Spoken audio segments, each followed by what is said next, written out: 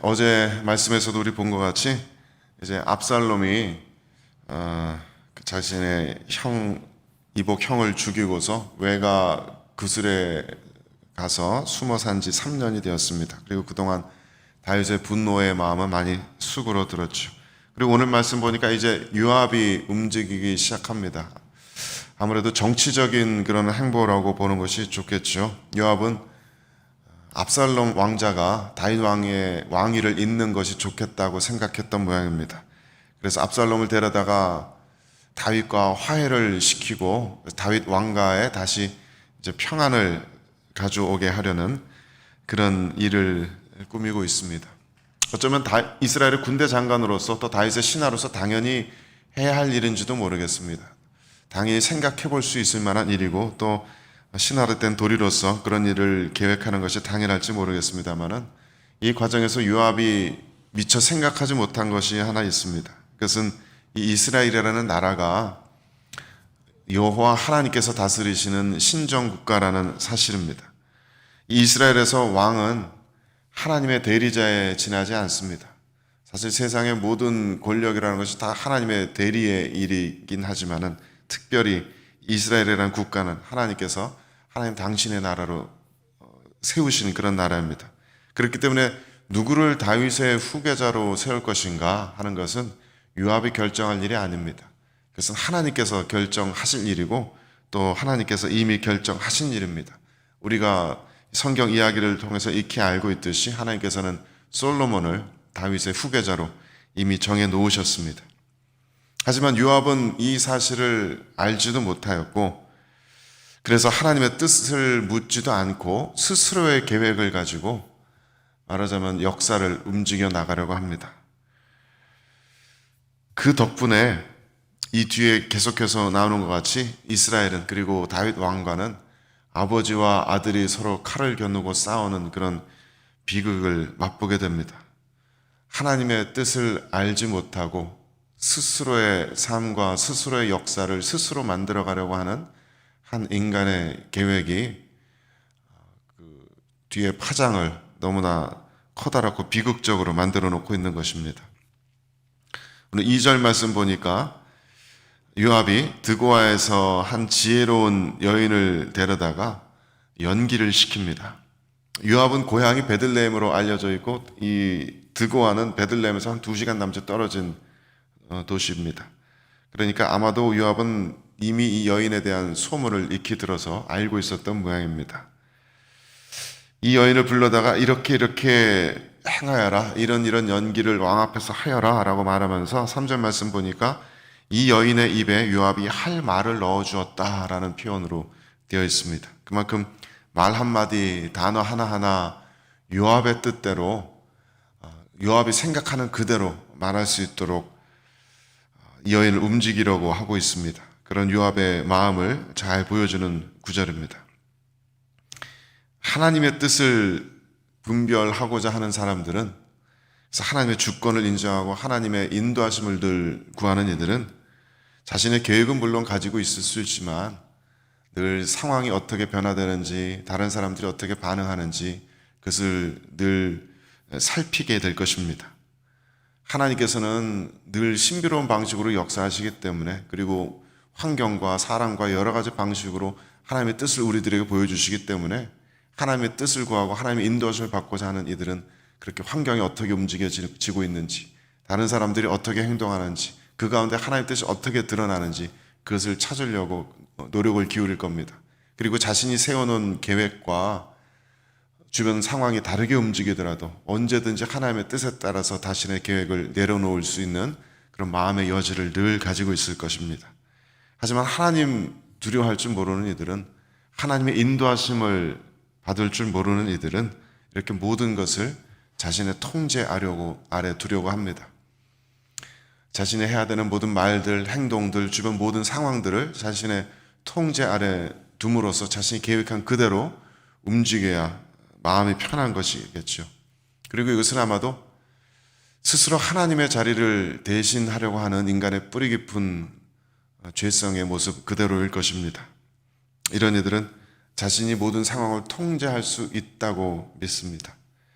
이런 상황이 벌어지면 이렇게 대처하면 된다라고 하는 자기 스스로에 대한 자신감이 있을 것입니다. 그렇기 때문에 자신의 뜻과 다르게 세상이 움직여지는 것에 대해서 그것을 잘 참기를 힘들어하죠. 4절 이후 말씀 보니까 드고와 여인은 다윗 왕에게 나아가서 요압이 가르쳐준 그대로 연기를 시작합니다. 나는 과부고 아들 둘이 있는데 아들 둘이 서로 싸워서 한 아이가 다른 아이를 쳐 죽였다.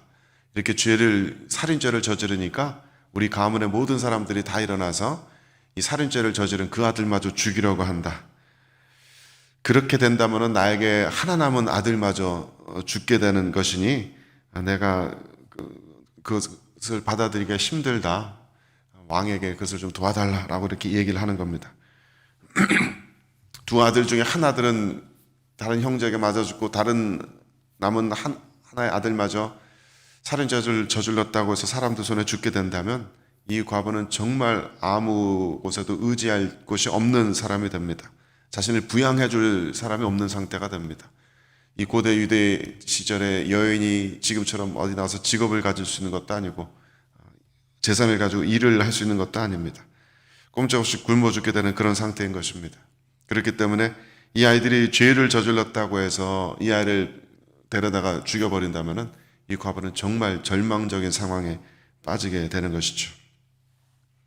요압은 과부의 입을 빌어서 이런 얘기를 통해서 지금 이스라엘의 현재 상태가 이렇다라는 것을 다윗에게 말하고 싶은 것입니다. 다윗의 아들들끼리 싸우다가 한 아들이 압살롬이 암논을 다른 아들을 죽였습니다. 그렇다고 해서 이 압살롬 또 다른 아들까지 죽이는 것은 이스라엘 국가에 해를 입히는 일이다. 이스라엘 우리들 자체에게 커다란 손해가 되는 일이다라는 그 얘기를 하고 싶은 겁니다. 그러니까 압살롬이 다른 왕조를 죽였다고 해서 그 압살롬마저 죽이고 벌하지 말고 그를 거두어들이고 용서해야 됩니다. 그것이 다윗 왕가에 길게 봐서는 좋은 일입니다. 요압은 그 메시지를 전하고 싶은 거죠. 물론 지금 이 압살롬의 상황과 이 여인의 이야기 속의 상황은 서로 질적으로 다릅니다. 여인의 이야기 속의 형제들은 서로 다투다가 실수로 죽인 그런 과실치사에 해당되는 사건이지만 압살롬은 처음부터 치밀한 계획을 가지고 자기 누이 동생의 복수를 한 그런 계획된 살인이니까 그 범죄의 질이나 그 벌의 형량이 무거움이 같을 수가 없습니다. 하지만 요압은 그런 도덕적인 면이나 그런 것에는 관심이 없고 압살롬의 죄상을 그런 죄성을 교모에 경감시키려고 가볍게 보이려고 이런 이야기를 꾸며낸 것이죠.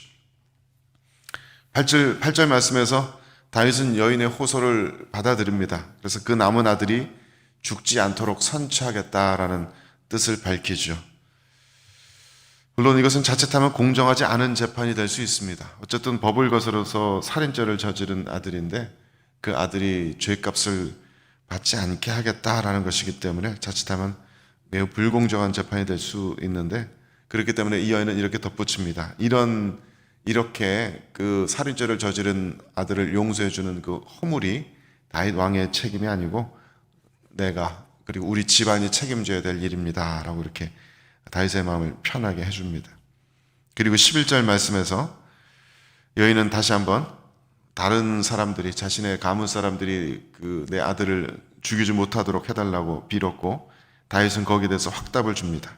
여호와께서 살아계심을 두고 맹세하노니 내 아들의 머리카락 하나도 땅에 떨어지지 아니하리라. 확답을 이렇게 주고 있습니다. 근데 이 상황 자체가 우리들에게 좀 익숙한 상황입니다. 다윗이 우리아의 아내 밧세바를 범하고 나서 선지자 나단이 다윗에게 와서 다윗의 죄를 고발할 때 이런 방법을 사용했죠. 선지자 나단이 그때도 자신이 꾸며낸 이야기를 다윗에게 들려주면서 지금 다윗이 처한 상황이 어떠한 상황인지, 다윗이 무슨 죄를 저질렀는지 이야기 속에서 다윗이 자신을 객관적으로 바라볼 수 있도록 그런 일을 이렇게 꾸몄었습니다. 다만 이번 경우의 차이는 나단은 하나님의 명령을 받고서 하나님의 말씀에 순종해서 그런 일을 한 것이고 이 경우는 순전히 요압의 개인적인 정치적인 판단 때문에 이렇게 행하게 된 일이라는 점입니다. 요압이 이런 일을 꾸며내지 않았다면 압살롬이 다윗에게 돌아오기는 좀 힘들었을 겁니다. 그렇게 된다면 이제 이 뒤에 펼쳐진 일처럼 압살롬이 다윗에게 대항하는 일도 없었을 것이고, 다윗이 아들의 칼을 피해 도망다녀야 하는 일도 없었을 것이고, 압살롬이 그처럼 허무하게 죽어야 되는 일도 없었을 것입니다. 분명히 인간적인 시각에서 보자면 다윗이 그 아들 압살롬과 화해하는 것이 좋은 일이겠지만, 그래서 그렇게 되면 다윗의 왕가가 더욱 굳건하게 흔들림 없이 서갈 수 있었겠지만, 우리들의 한계는, 그리고 요압의 한계는 한 치 앞을 내다볼 수 없는 인간이라는 데에 있습니다. 이 요압과 마찬가지로 우리가 세우는 모든 계획들은, 우리가 미래에 대해서 가지고 있는 모든 예측들은 불확실한 것입니다. 미래는 우리들에게 숨겨져 있는 비밀입니다. 오늘 이 하루가 우리들에게 어떻게 펼쳐질지, 이 한 주가 어떻게 펼쳐질지, 우리들의 인생의 마지막이 어떤 모습으로 끝나게 될지 우리는 알지 못합니다. 미래를 내다볼 줄 모르는 인간들이 세우는 계획이라는 것이 얼마나 불안정한 것입니까?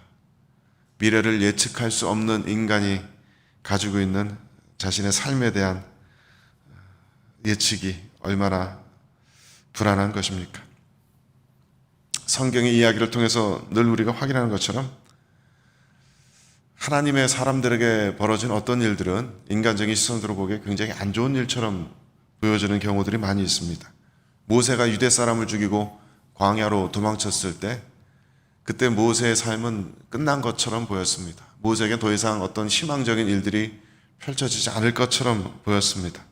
하지만 그 시간을 통해서 하나님께서는 모세를 연단하셨고, 모세를 만나셨고, 모세를 하여금 이스라엘 민족의 지도자가 될 수 있도록 그를 세워나가는 그런 시간으로 사용하셨습니다. 또 요셉이 형들의 손에 의해서 이방 사람들의 손에 팔려갔을 때, 보디벨 집안의 종이 되고 또 감옥에 갇혔을 때 요셉의 인생은 끝장난 것처럼 보였지만은, 하나님께서는 그 일을 통해서 오히려 요셉을 애굽의 총리로 높이십니다. 뿐만 아니라 이스라엘 온 가문을 구해내십니다.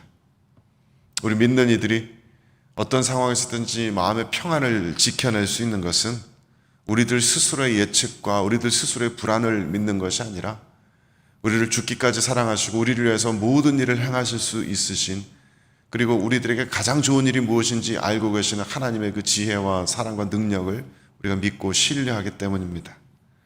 때로는 상황이 너무나 좋지 않아 보여도, 지금의 이 문제를 해결할 수 있는 아무런 방법이 없는 것처럼 보여도, 하나님께서는 이 모든 일들의 결국이 어떻게 될지를 이미 알고 계실 뿐만 아니라 이 모든 상황을 하나님의 뜻대로 움직여 나가실 수 있는 능력을 가지고 계십니다.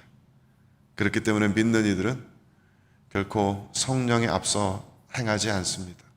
성령께서 행하시는 것을 보고서 주님의 뜻이 확인된 후에 그 담대하고 확고한 발걸음들을 내디딜 뿐입니다.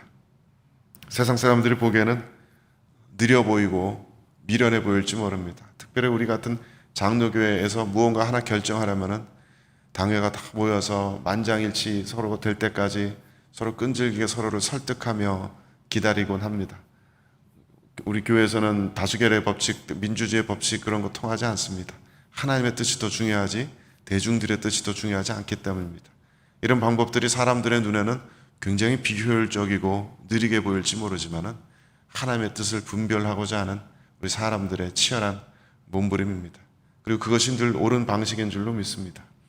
빨리 가려면 혼자 가면 되지만, 오래 가려면, 길게 가려면, 멀리까지 가려면 늘 모든 사람들과 함께 가야 하기 때문에 그 걸음은 느리게 보일 수밖에 없지만, 그것이 하나님께서 움직이시는 걸음일 것입니다.